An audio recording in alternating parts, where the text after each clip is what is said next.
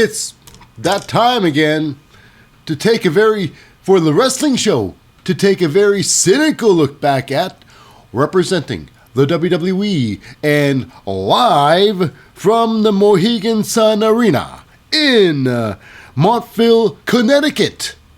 It's Monday Night Raw. Air date, November the 6th, 2023. This episode is The Road to the Survivor Series. So, without any further to-dos, or without any further delays, let's go. Let's get at it. Let's start the show. 2, 1, 2, 3. Lip really loves wrestling.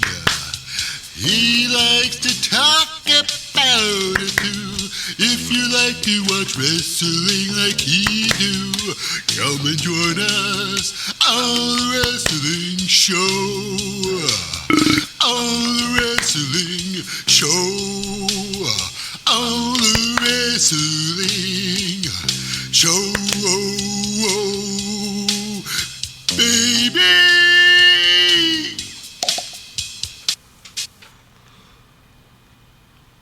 Welbo. Welcome to the Wrestling Show. I'm your most fickle host, Lip Hazlewood, and this is a very cynical look back at the latest episode of the WWE's Raw. Now, of course, before we get started into the show, just a quick shout out to the non-competitors. That's right. They are the glue that holds the building together. Now, first and foremost, representing the general manager. It's Adam Pearce. Next, getting all the pre-match interviews and all the backstage scoops, they are the team of Jackie Redmond and Byron Saxton. And of course, heading into the ring, we got the ring announcer, letting everybody know who's about to fight and results of such matches. It's, of course, our very own, Samantha Irving. And last but certainly not least, it's the commentary crew. The play-by-play guys, the hosts, and I even call them the narrators of the whole damn show. They are the team of my personal favorite, I think probably the best out there. You know, he's the man with a raspy yet soothing voice, hyper intelligent. I got a personal man crush on this guy, hands down. He is Wade Barrett, and of course, backing up Wade, it's the long-time veteran, a long-time veteran of over 25 years. It's Michael Cole. Now, without any further to-dos, let's get the show started. Let's get the show started, and we start with Whoa. It's Seth freaking Rollins. Now, this is after called the aftermath of the big payout, the big cash cow, the WWE Crown Jewel, where Seth Rollins successfully retained his championship gold. And so he's out there, he's got people to thank. One, of course, he won't be champion still if it wasn't for his opponent of, Crown Jewel. And that's, Drew McIntyre. He's got some thanks for him because that match was a barn burner. And, of course, another thanks, too, is Sami Zayn, who came in after the match and made sure that Damon Priest couldn't cash in that Money in a Bank belt, contract on Seth Rollins at Crown Jewel. So he calls out Sami Zayn. Sami Zayn comes out there, and basically he talks about what's just happened, and he says, "Listen, I'm giving you an opportunity at my gold." So, and of course, it's almost weird. It's almost like these days, Seth Rollins has to beg for a challenger. When it came down to Shinsuke Nakamura, it's almost like he didn't even want to take Seth Rollins' challenge. On my term only. It's like, I'm giving you an opportunity. Come on now, take it or leave it. What? So Sami Zayn's like, I don't know. You're not at your 100%. After all, your back is broken and everything like that. But Seth Rollins like, hey, listen. No one's at our 100%. No one's really at their 100%. Let's face it. So, are you going to take are you going to take this opportunity, or are you not? Or are you not? So, of course, Sami Zayn jumps on it, of course, but I didn't think it would be so quick. I thought, okay, maybe at perhaps the Survivor Series would be something big. But no, Dave's got something else planned for that. So it'll be tonight. Sami saying, yes, I not only to accept your challenge, but I want you tonight for the main event, baby. Sami Zayn, Seth Rollins. So they shake on it. A quick handshake. I think it was more like a high five, or tagging low five. Give me five. It's one of those things rather than a handshake. Regardless, the palms met, and the contract was set. Okay, so now after that we go backstage. It is with the Judgment Day. And they got to get on the same page. After all, it was not good for, not completely great for the Judgment Day at, Crown Jewel. But they didn't have a terrible time there. So they saying now that they gotta get their act together and win their next match against. Of course, it's going to be against the New Day. The New Day. So yeah, big tag team match. The New Day, Kofi Kingston, Xavier Woods versus these guys. Judgment Day. Well, your mom told me the other day that you're never home for pie. So I promised her in early May I'll make a pie. I'll make an apple pie. I'll make... Judgment Day. God, I love their music. It's so great. I don't know what to say. But,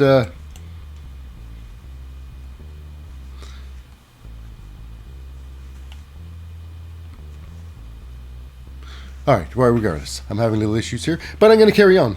Okay, so yeah, the Judgment Day, Damon Priest and Finn Balor versus Kofi Kingston and Xavier Woods of the New Day. Now, this match here, clearly, tag ropes do not matter in this whole match. It's a shame because Xavier Woods, he's a tag technician, Except no one uses a tag rope here. Face it, it's ridiculous. It's a bunch of guys playing slap ass in the ring there. And who's going to win this game of slap ass? Is it now? A lot of back and forth in this match. A lot of back and forth. Now we got a moment here where it gets even more questionable. Finn Balor, he tags himself in. No tag ropes are used. He slaps the back. Referee calls it a tag. Finn Balor sets up for something. He starts climbing up the ropes there. From the outside. He's still on the outside. And then Damon Priest comes in for an double axe handle.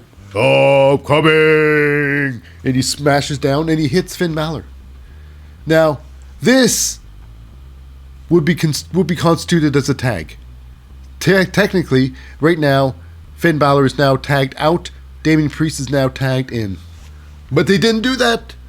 What is that? See, this is even more proof that this match is just a bunch of adult men playing grab ass or slap ass in that ring. So no tag was made there, even though it was a legal tag. It was a legal tag. So here we go. After that, it's Kofi Kingston jumps on the secondest of ropes, the very middlest of ropes, does his most mediocreest of suplexes, grabs Finn Balor right off the second rope and just suplexes him right off the second rope. He's like saying, hey, women's division, this is how it's done, and I'll show ya. Kofi Kingston, sneakers and all, just like, pew, I'll shoot you off there. And my sneakers won't fall off either. And then after that, Xavier Woods jumps on the other ropes there and does his limit breaker elbow drop. Whammo! I remember one time the limit breaker was one side to the other ring. One side of the ring to the other side of the ring. Like the Van Terminator. Some insane move. Now it's just a regular, it's He goes off the top rope. He does an elbow drop. It's fantastic. So here's where it gets interesting. Kofi Kingston comes in the ring there. It's they try to stop things up. Kofi Kingston and Damien Priest go fight outside the ring there. Kofi Kingston ends up getting the lamest move. It's like it was supposed to be a flatliner on top of the table, but Kofi Kingston he takes the smallest bump and he gets knocked out. It was hilarious. I'm like, wow, really? You can't follow up with something else? Regardless, inside the ring there, it's 2-on-1. And like the weird high-fiving each other. You know, they're calling it tags. These are complete illegal tags. But the referee's like, oh, well, whatever. No tag ropes, no problem. Tag! So 2 times that happens. Ridiculous. So Xavier Woods, he gets... Damien Priest gets high-fived in the ring there. Damien Priest goes with the South of Heaven chokeslam. High-fives the Finn Balor back in the ring there. Finn Balor goes to the top rope with a massive coup de grace. Crushes the ribs of Xavier Woods. Mm-hmm. And it's over for the New Day. Mm-hmm. So yeah, it's it for the New Day. So okay, so that's it. The Judgment Day win. And you know what? Guess who's at Judgment Day's corner? Nobody. It was a clean victory. Pretty clean. You know, no... Rhea Ripley, no Dominic Mysterio, no, JD McDonough. None of them. So it was quite interesting to see. So yeah, it is of course Judgment Day with a big victory. I'll make an apple pie. So, anyways. Move on, and our next match is a big one for Shinsuke. Oh, no, actually, it's for Akira Tozawa, representing, of course, the Alpha Academy. Is got Akira Tozawa on their team. Now, joining ringside, Akira Tozawa is, of course, Chad Gable and Otis. Mm-hmm. No Maxine Dupree. She's got a Battle Royale to compete in later, so she's preparing for that. So, yeah, I'm thinking, wow, this is Shinsuke Nakamura versus Akira Tozawa. A couple weeks ago, Shinsuke Nakamura was fighting for the World Championship. Now he's fighting for last place in the whole of the WWE. I'm like, wow. So, this match here. It was pretty good. Shinsuke Nakamura, you know, he worked with, Akira Tozawa. Akira put his work in. You know, he got himself a nice a tope suicida between the second and third rope. Crushes Shinsuke Nakamura. Goes to the top rope. As a matter of fact, he gets a nice hurricanrana. A hurricanrana. Off the second rope there. Flings Shinsuke right off. Hoorupu. Goes for a flop. Flip-de-floop. Mm-hmm. And of course, you thought it was going to be over. I thought it was going to be over here. Shinsuke Nakamura is put down for Akira Tozawa is going to the top rope for his patented, what's that? Santon. Top rope Santon. But Shinsuke put his feet up, but it wasn't even over. Wasn't over for Akira Tozawa. He 2 times he went for a roll-up. 2 times went for a roll-up pin on, Shinsuke Nakamura. And 2 times he did not get it. Mm-hmm. Nope. Didn't get a sneak one. Didn't get a the backwoods. Didn't get a sneak at the backwoods. Shinsuke didn't lose by taking it up the rear. Nope. After that, it was Shinsuke, I guess, called an audible. It's over! And then he kicked Akira Tozawa in the face. And then 1 Kinshasa later, it was over. 2 moves. 2 moves. 2 moves on Monday, and Akira Tozawa loses. It's true. So yeah, I guess what's next for Shinsuke? Who knows? But I guess before we say who knows, we all know because it's Otis. He jumps in the ring there. He wants to avenge his fallen foe of Akira Tozawa. And Shinsuke Nakamura, he's like, on my time. Not on your time. And he walks out the ring like always, you know. So this will be another time. Next week will be Otis versus Shinsuke. And then after next week on Raw, when Otis loses, it's going to be the week after that will be, Chad Gabla going to be challenging Shinsuke Nakamura. Okay, so after that we go backstage, and it's with Adam Pearce talking to your champion, Seth Rollins. It's been a long time since the championship been defended on Monday Night Raw. Even longer for SmackDown. So Adam Pearce is asking Seth Rollins if he thinks it's... Are you sure? Are you sure you want to fight on Raw today? Are you sure? He's like, I do. So next up, we got ourselves a big... now this is a fatal four-way match to determine the next number one contendership for the Intercontinental Champion, Gunther. So that's right, Gunther is the longest reigning Intercontinental Champion of all time. You know, and at the rate that it's going, he's going to be holding it for another year or two because he barely fights. So this one here, it's determined number one contendership, I believe, for the Survivor Series. It is between The Miz, Bronson Reed, Ivar of the Viking Raiders, and wait for the Ricochet. Now, wow. I know this is not the first, this is the first time Bronson Reed and Ivar will see each other in the ring. Now, I would like to see them personally. Let's see a one-on-one match between the two. That would be exciting. I think that would be good. They're the same weight class, same size. Everybody, yeah. I would like to see them go at it. What can they do? You know, if they're given maybe 10, 15 minutes, I would like to see that. You know, both great. Okay, so this one here. This one was about 14 minutes in length. This was a lot of fun. This is a fatal four-way, so it's got a lot of choreography is done in this match, so it has to go well. You know, everybody had their moments. It was a lot of fun. Gunther, he was shown watching backstage. But I know whenever they're showing someone backstage, it means they're not even there. That's what I think. I think Gunther is actually watching a green screen on it that looks like a TV set. And then they film him watching the green screen. And then they later on, they project what they want to show on that green screen. Classic trickery by the WWE, but I see. Unlike John Cena, who I can't see, I can see this.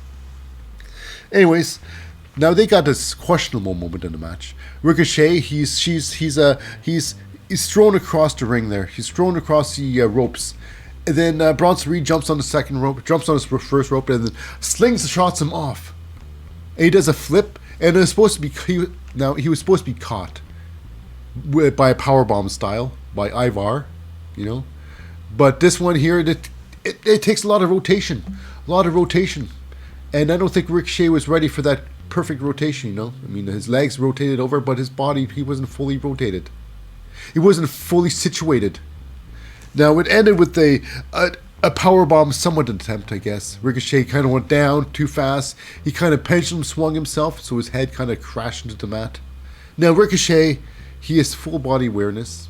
So he did tuck his chin, so he didn't lob off his own head, because that would have been craziness. That would have been a serious... If now Ricochet didn't know how to wrestle or know how to bump, this would have been an end-of-career mistake. But Ricochet powers through. Now with all like triple threats, four-way matches, they're gonna have some sort of Tower of Doom. It's a given. Now I'm surprised this one here they went so mediocre. It was like basically Ivar was sitting on the top rope, feet firmly planted on the second rope. What's that? Bronson Reed sets up on the second rope for a suplex. And then it's Miz and Ricochet going to the bottom there and finish with the powerbomb combo. Second rope, mediocre Tower of Doom. It was it happened. And of course, now the end sequence was interesting.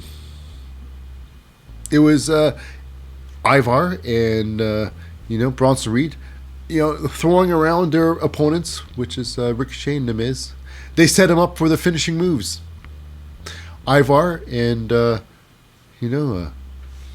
Bronson Reed climb to the top rope, and they do a top rope maneuver. Ivar's new finishing move is a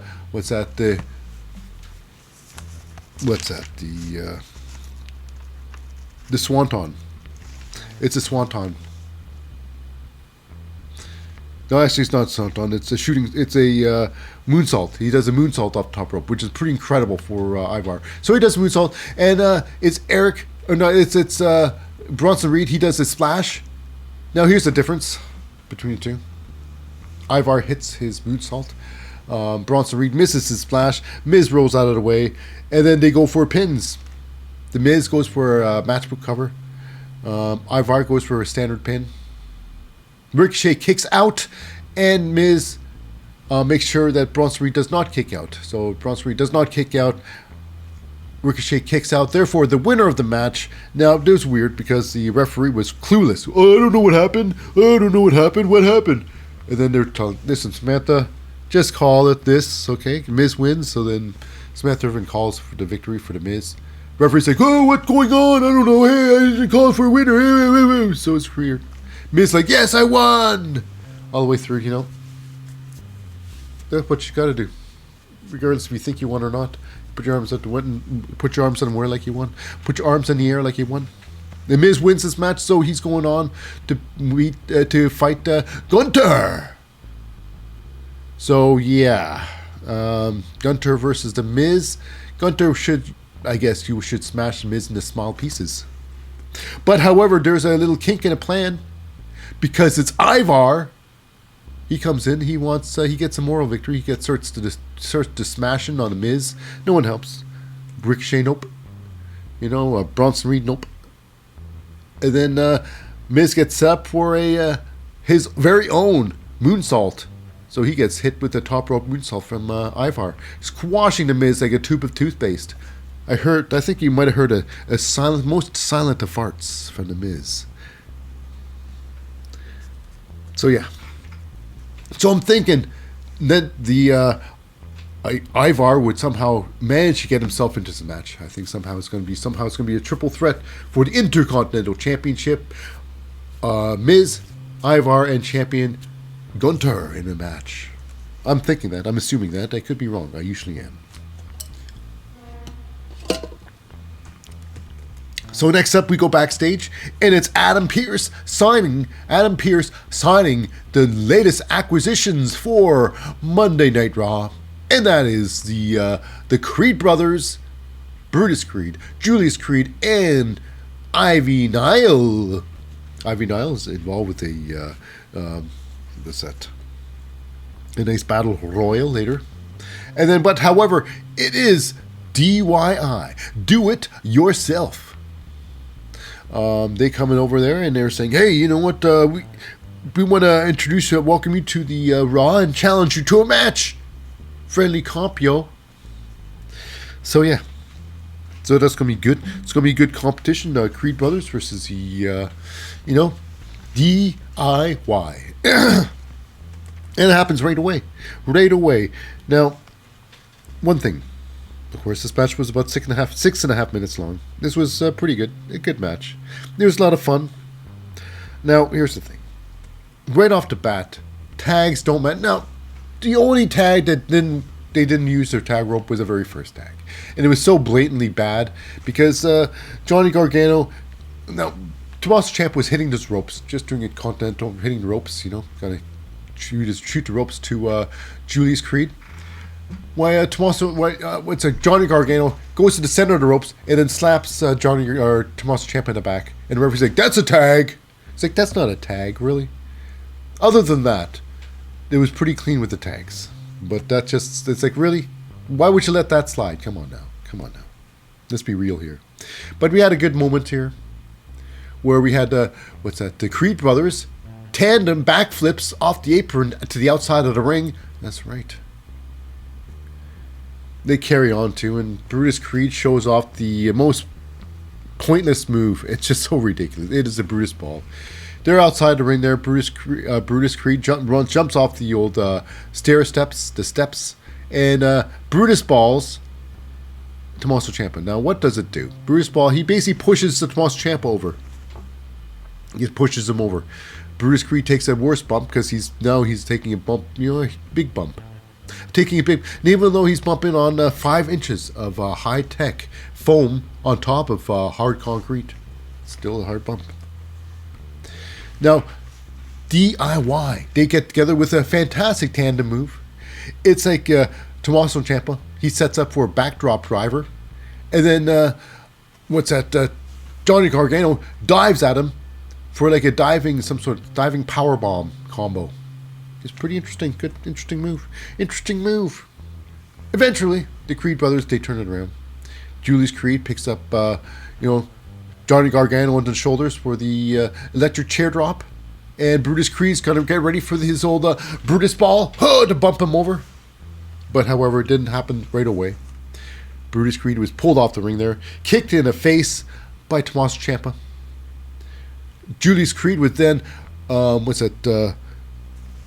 can see he was, Poison Rana.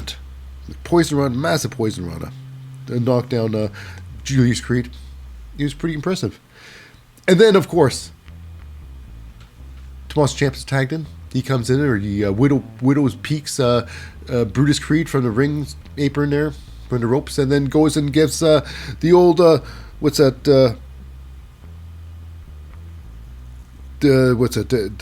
angel wings, Tommaso Ciampa's finishing move to Brutus Creed. He kicks out of it. The fairy tale ending. Tried to get fairy tale ending on Brutus Creed. He kicks out of it. But then they try the DIY, try to finish off. And finally, Tommaso Ciampa tags into Johnny Gargano. And they try to do the tandem kick to the face of Julius Creed. Brutus pulls out Tommaso Ciampa, throws him into the commentating table, takes him out for a little bit. While inside the ring, the referee's like, he's looking at something. His back was for sure turned on Johnny Gargano. And that's when Ludwig Kaiser comes in, gives Johnny Gargano a kick to the side of the head. And then it's Brutus Creed. Julius Creed actually picks up Johnny Gargano on the shoulders there for the electric chair drop, tags in Brutus Creed. Brutus climbs on the top rope and does his Brutus ball. Now, like always, this is why the Brutus ball is absolutely ridiculous. Brutus, like always, guaranteed, he jumps off the top rope. He pushes over the tandem. So that's all he does. He pushes over the rope too. So it's Johnny Gargano falls down on the electric chair drop. And where does Brutus Creed fall? As usual, falls on top of his brother. He lands on top of his brother again, and as usual. So he crushes his brother. But thank goodness his brother is not the legal person. Brutus gets a pin on Johnny Gargano, and that's it. It's over. So yeah, it's over for the Creed brothers, or for the DIY. Creed brothers, the big victory. So moving on, we go to backstage. It's with Sami Zayn and Jey Uso, and of course it's Sami Zayn's pre-match pep talk with Jey, and they're talking about, hey, you know what? I got a match with Cody Rhodes where we take on the Judgment Day. So they're saying, by next week we can both be champs. We can both be champs.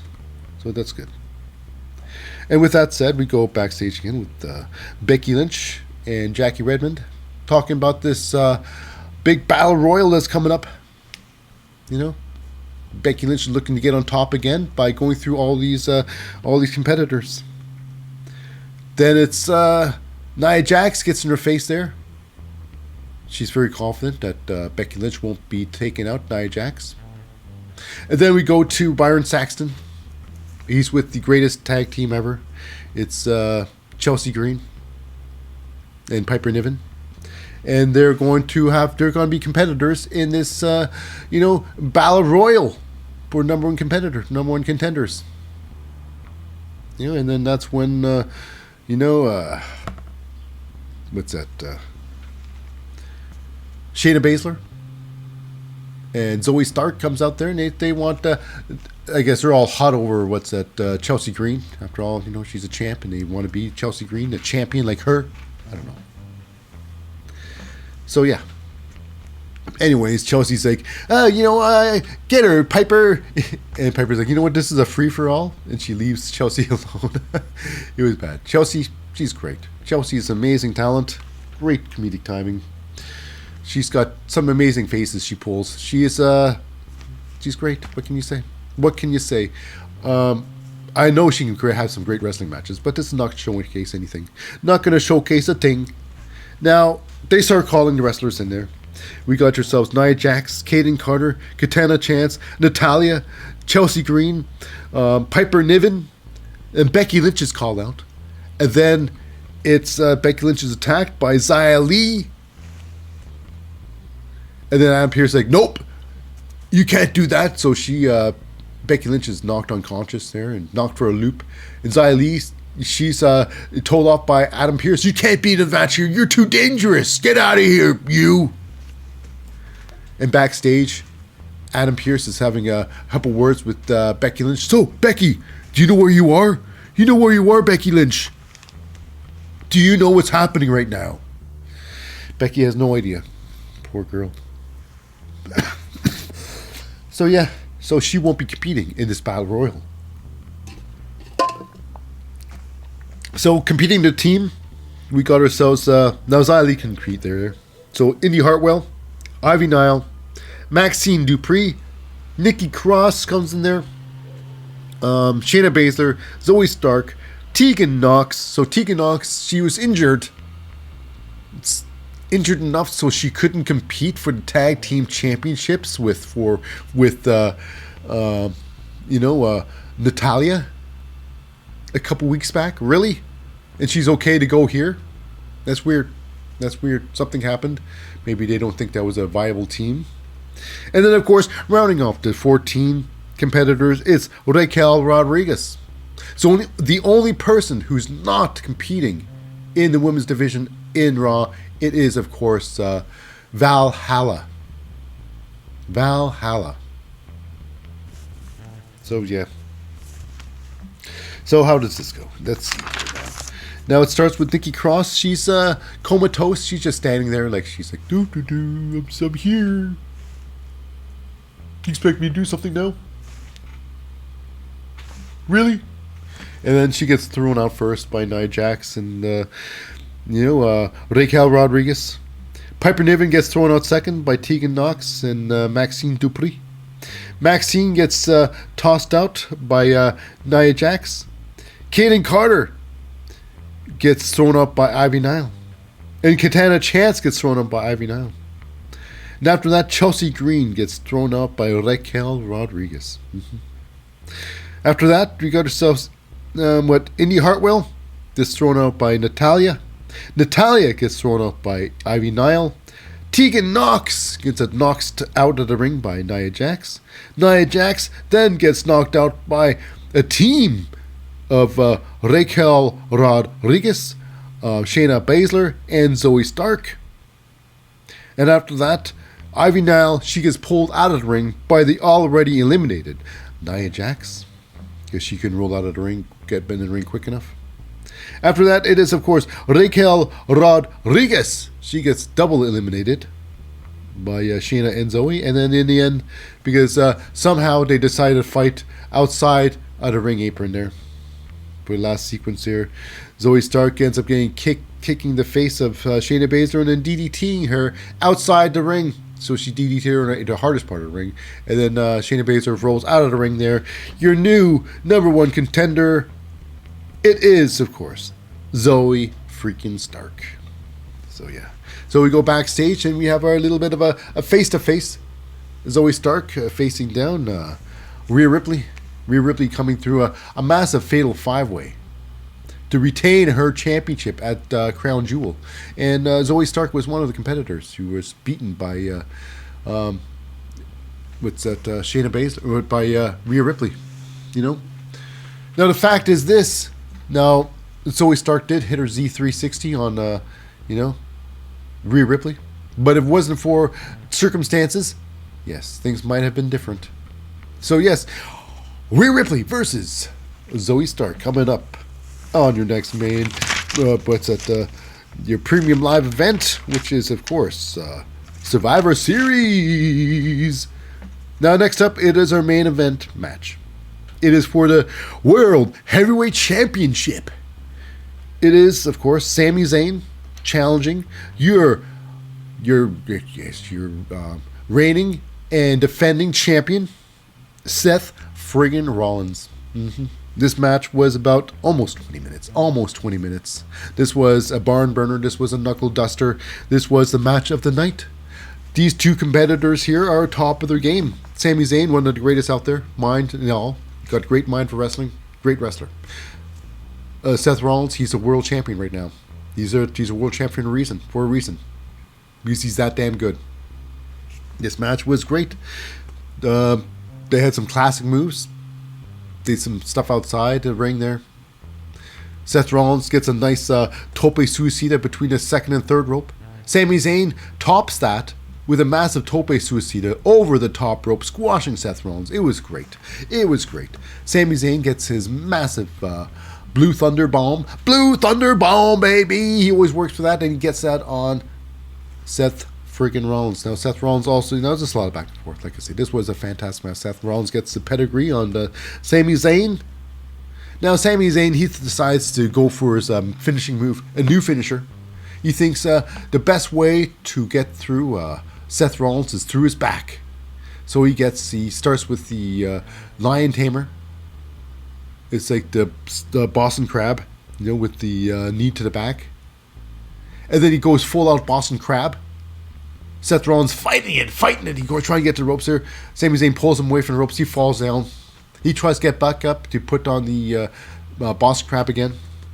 But then Seth Rollins turns it around, rolls up Sami Zayn.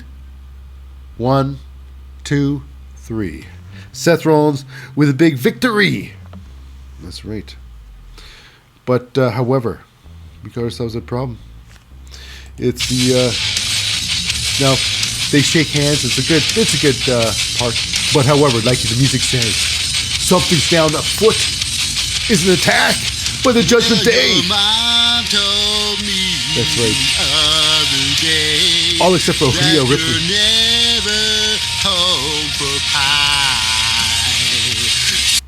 So that's right. It's the Judgment Day coming down with the attacks. So they attack Sami Zayn. Give him a good old attacking. And then, but however, Seth Rollins gets back up, tries to help Sami Zayn, but it's a 4-on-1 now. 4-on-2. As you know, it's Finn Balor, Damon Priest, Dominic Mysterio, and JD McDonough. 4-on-2. But then it's, we got ourselves some help here. It's Jey Uso. He runs down to the ring. Oh, I'm helping! He runs down, he helps out a bit. But then it's 4-on-3 now. They're still down a person. But then here we come. Our final person come down to the ring. We all know who it is. Wrestling has more than one royal family. You know it. Charging his out down the ring. Don't forget about me! I got you, Jey Uso! I got a rumbling in my bowels, and I think I'm gonna blow. There's a bathroom stall, I'm finally here. The toilet's there, I'm about to blow. I ate 5 tacos before the show. Shut the door and I sit down on the throne. Oh, whoa, I was never potty trained when I was younger. My father was never there. That's right. Cody Rhodes runs down there, evens things out, and they end their whole day off with a big brawl. 4-on-4 brawl. Until, of course, Adam Pearce had quite enough. He charged down the ring with a bunch of his officials. trying to break things up, trying to make sense out of the whole thing, and then that's it. This is the straw that broke the camel's back, so to speak. And it is now over at the Survivor Series. There will be the ultimate match. It will be a War Games. That's right. The Judgment Day. Finn Balor, Damon Priest, Dominic Mysterio, and JD McDonough versus, of course, Sami Zayn, Seth Rollins, Jey Uso, and Cody Rhodes at this big thing. So yeah, it's gonna be fun. That'll be really great.